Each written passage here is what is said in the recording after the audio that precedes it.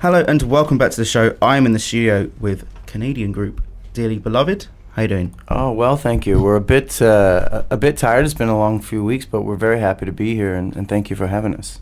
You're welcome. You guys have just finished your tour around the UK and northern-ish France. Yeah, we did 7 shows and 7 nights with the after party and the Fluorescent Hearts guys, and that took us from Southampton to Bristol to London, Sheffield, Manchester, Glasgow, Edinburgh, and then we did some shows on our own, and that was in Paris, and then a few in Ireland. So it was a short run, and I shouldn't say I'm tired because it really wasn't that long. It was only a few weeks, but it's been a condensed few weeks, and it was great. It was great fun, and it was our first time really playing that many shows. Our only trip overseas has been to play a few shows in Dublin, and that was back in May. So it was a big thrill for us to play in England and Scotland and Paris and Ireland. Cool. What would you say has been your favourite venue? What do you love about the UK, and what would you say are the differences between the crowds in the UK and the ones back home in Toronto? And in the US and Canada? Oh, favorite venue. Well, I know that we loved playing Barfly here in London. That was a big thrill because a lot of our friends from back home, be it the Cancer Bats or whoever, have played there and talk about it quite a bit. So it was a big thrill for us to play. That was clearly a highlight. What we love about the UK, well, you have roundabouts instead of stop signs every 10 feet. Because back home, we have to stop every time we get to an intersection. So yeah. Love the roundabouts. I love the tube. Our tube system is pathetically primitive compared to yours. So we could get here easily today, and it was a thrill. In terms of, from a musical perspective, crowds in Canada are actually a bit reserved, and they're not very forthcoming with how they feel at a show. You won't know if they're enjoying your set very much, whereas we found in our short time here that if folks are enjoying what you're doing, they're going to let you know. And you can tell by the way that they're acting at the show, and if they haven't expressed it by sorry, that's all right. If they haven't expressed it, with dancing or whatever, they'll come up to you after the show and tell you as much, and I think that's they've been one much obvious more difference. Yeah. So just kind of people, sorry, don't know why it's doing that. So like people, they show a bit more emotion and a bit more affection on you guys on stage. Yeah, it's a bit more interactive. I mean, not to knock Toronto where we come from, but I'm sure I'm not the only band, or we're not the only band to suggest that the crowds there pretty much like to stand in a room with their arms crossed and look for you to impress them. Yeah. That might be a slight exaggeration, but it's not far off the mark. And as soon as we got here, from show one right to the end, it wasn't like that at all. So I have to give credit to the concert-going public overseas here, that it's a much more interactive experience for bands, and where you stand, at least as a performer on the stage. Yeah, you can tell how well it's going, because the connectivity is more obvious. Yeah.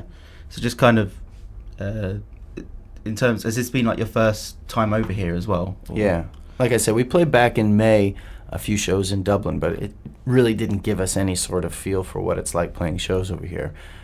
But now that we got a chance to move around the UK and actually get a feel for it, and we only did like 10 to 15, 12 or 15 shows or something in the last couple of weeks, but still, it gives you a sense of the differences. And we've toured a lot in Canada, and we've toured a lot of the United States, and it's been a great experience for us as well. But in terms of that connection that you get as a performer, it's been a wonderful experience here. And you say you've done 12 to 15 shows in a matter of weeks, like it's nothing. Like you said, anyone could do that, it's easy. Well, touring America or touring Canada, it's difficult. Well, I shouldn't say it's difficult. Digging holes for swimming pools is difficult. Graves. Digging graves is difficult. Surviving a civil war is difficult. Playing in a band isn't difficult comparatively, but it is if you can't play an instrument. That's a very good point. But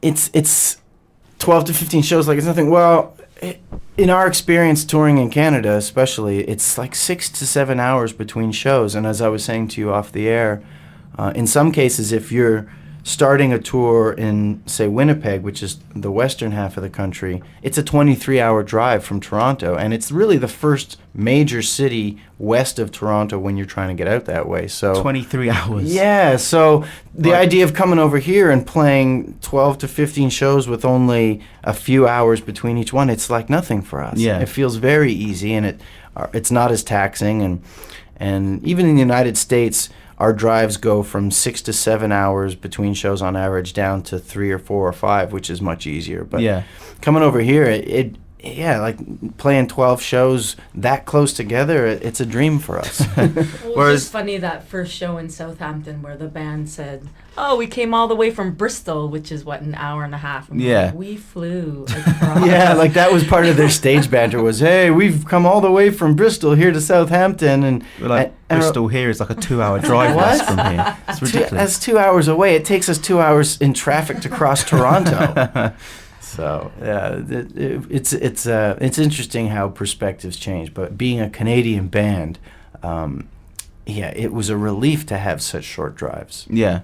Whereas, like you said, 23 hours just to the next city. It's hard to conceive of, right? Because 23 hours from here puts you where? Into Germany or something? No, that's ridiculous. I think depending on traffic, it probably be Switzerland, maybe even Italy, which is ridiculous. And you certainly don't have the castles and everything historic to look at when you're driving. That's another good point. Like, if you're talking about Toronto to Winnipeg, that's a 23-hour drive, and all you're likely to see is maybe a moose, some rivers, maybe a lake or two, but petrol stations. The petrol station. You're not seeing like what we've seen the last week. We were in one village on our way.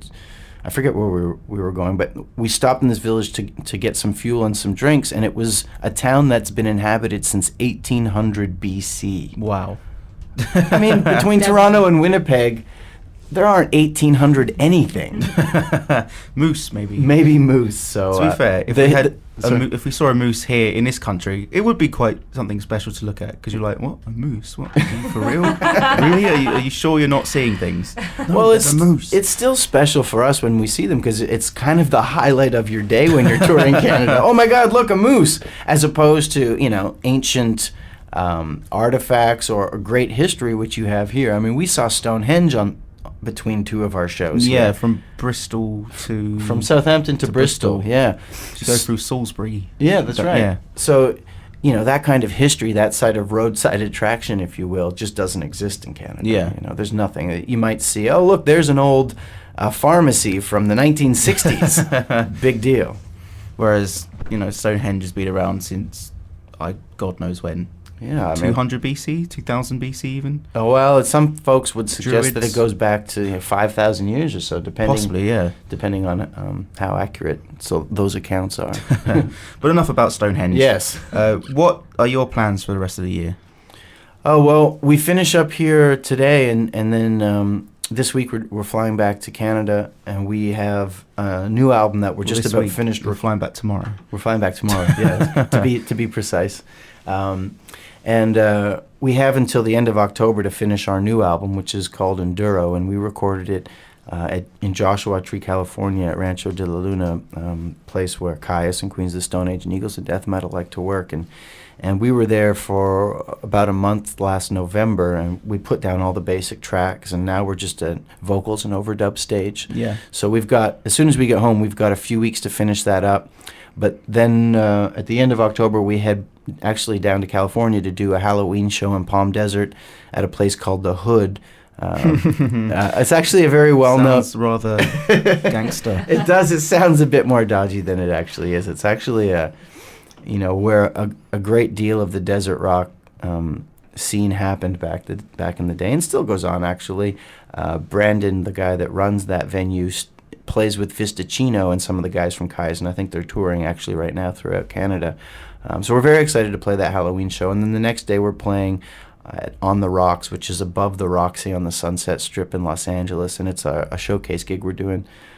So we're very excited about those two shows and getting back down there. And then we've got some shows in Canada with this somewhat legendary punk band from Quebec called Grimskunk, and they've been kind enough to offer us some support slots with them in Quebec. So we've got our hands full, and we're certainly not going home to sleep all that much, that's for sure. Well, it sounds like you're not going to be home at all. But not really. It's the fun of being a band, surely. Yeah, and you know, it's like, as many bands have said, that the best day is leaving for tour and the best day is getting home for tour. So kind of excited to be away this much. We'll be home for a bit in November and December, but then in January we come right back overseas, and we're going to be doing some shows around Germany with a band called The Freaks from California. They used to have a band called Nebula, and it's some guys from a band called Nebula and another desert rock band, if you will. And so we'll be actually overseas quite a bit in January, continental Europe, and apparently even a couple of shows in Russia. Okay. Yeah, which we've never been there, so that would be interesting. It's cold, especially in January time. But being Canadian, I'm sure you'll be used to it. Yeah, we're well conditioned.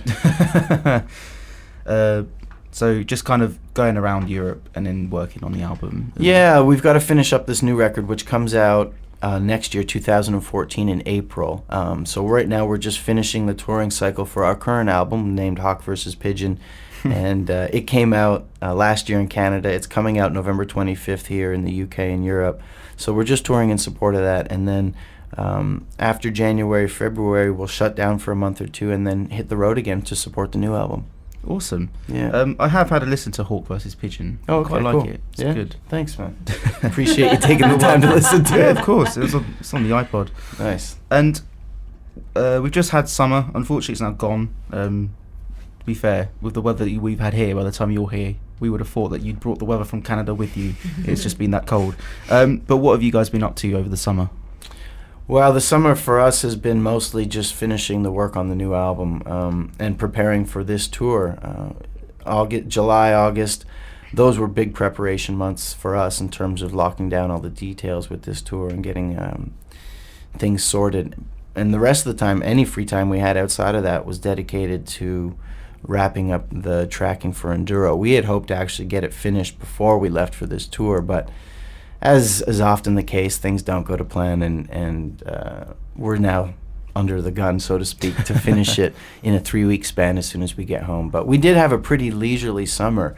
Being in the studio is much more easier on the Constitution than touring, so it was a leisurely summer for us. So just kind of chilling. Yeah, chilling, a lot of studio time, very relaxing. Touring's a bit hectic, runs you into the ground, as our physical state today would be a good example quite of. Tired.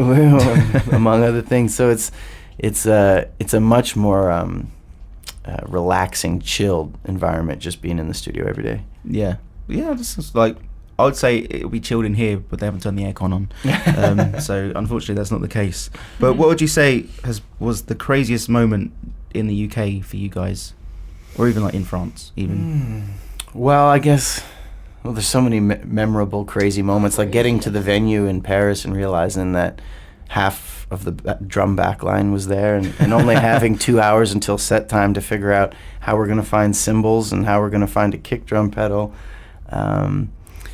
There certainly have been a fair share of challenges on this tour like that one. So, but in terms of rock and roll crazy, well, John Wallace. I guess it would be the tour manager for Fluorescent Hearts. He was in a band called the Daikennys, so he's toured around quite a bit here in the UK, and every day with him was a wonderland of comedy, adventure, and rock and roll history. And sounds like someone from Glasgow. Yeah, those boys. When I saw them playing, and I'm just like, okay, the singing, yeah, not too bad. And then they started talking as the strongest Glaswegian accent. I'm just like, where the hell was that come from? Yeah, he was an incredibly funny man, and for us, hearing his stories about being incredibly drunk in Elton John's dressing room, trying on all of his clothes and whatnot. A couple of Canadians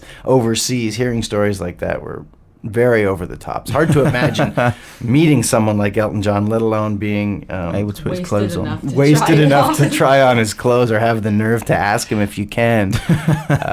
So Crazy, I would definitely put into the manager of Fluorescent Hearts department. He kept us amused every day with something crazy. He sounds like quite a character, as we'd say over here. Yeah, absolutely, quite a character. And just for us, just, the flights and the trains and the tube. Like I said, for a Canadian band, it's actually quite simple. You just get in the car, you drive forever, and then you're there.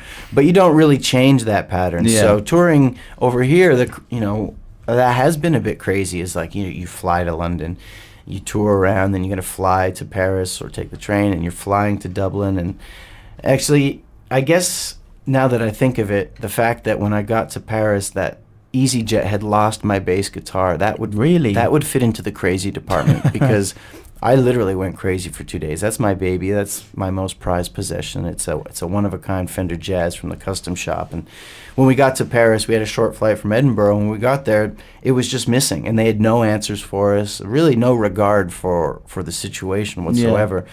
So I'm yet to be reunited with that bass guitar, but I've at least found out that EasyJet has located it and have shipped it back to us. So. Where was it when they found it? Apparently, well, first they told me it was in Germany. Then they told me it was in Madrid. Then they told me it was still in Edinburgh. And this was over the course of about 48 hours. So the story kept changing, and it was maddening. Yeah. I hit Twitter. Our label back home hit Twitter. Fans, friends, band managers were hitting them up on Twitter going, this is ridiculous. Like, find this guitar. Yeah. And I guess what was just most maddening was just there were no answers. There was no help making it happen. So for a few days I was completely scrambling, and if I wasn't lucky enough to have someone that was coming to Paris the very next day that could bring another bass for us, I would have had to rent it for that period and rent it for the rest of the tour, which is not ideal when you feel as connected to your instrument as I do. Yeah. Just more of the story, don't go by EasyJet. Oh, man, yeah. I've heard some really good nicknames that people have created based on this incident for EasyJet. I won't get into them here, but they're not flattering. Might be an idea to just hit me up on Twitter, send them to me that way. No problem. I'm sure I'll have a good giggle.